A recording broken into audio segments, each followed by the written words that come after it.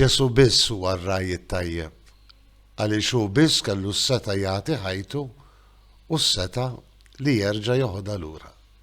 Insellmilkom u nistedinkom għal 178 riflessjoni 3 minuti mal-Patri.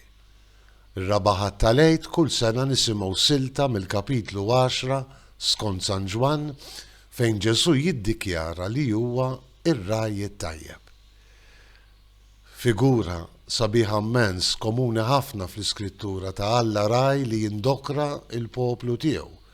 Ġibilna f'moħħna biss dak is-salm tant popolari, tant sabiħ, Salm 23, il-mulej u r-raj tiegħi xejn ma jonqosni. F'dan il-Vanġelu Ġesu jfakkarna li huwa l-veru raj it-tajjeb, mhuwiex mikri. U dan għaliex u għandu s-seta li jagħti ħajtu fil-passjoni, fil-mewt u fid-difna tiegħu, imma għandu s-seta li jerġa' joħodha lura bil-qawmin tiegħu minn bejn l-imwiet. U għar-raj it-tajjeb il għaliex permezz tal-ġrajja tal-fidwa, permezz tal-għotja sħiħa tiegħu innifsu lilna jista' joffrilna s-salvazzjoni vera, issa u għall-eternità. U għal-kmant li Ġesu jobdi għalih, il-kmant tal-missier li Ġesu jobdi għalih għall-imħabba tagħna sal-mewt, anzi kif janni San Pawl, sal-mewt tas-salib. Fil-Vanġelu ta' dan ir-Rabaħat tal-Għid hemm insistenza fuq ir-relazzjoni personali li r-raj għandu man-naċ tiegħu.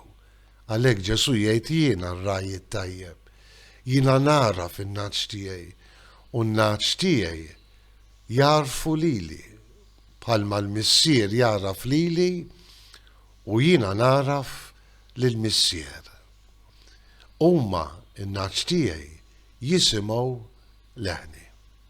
U forsi dan il-kliem tant sabiħ ta' Ġesu li mhuwiex xi kliem astrat jew romantiku, ma' realtà ifakkarna fir-relazzjoni intima li l-mulej joffrilna biex jagħtina il-ħajja.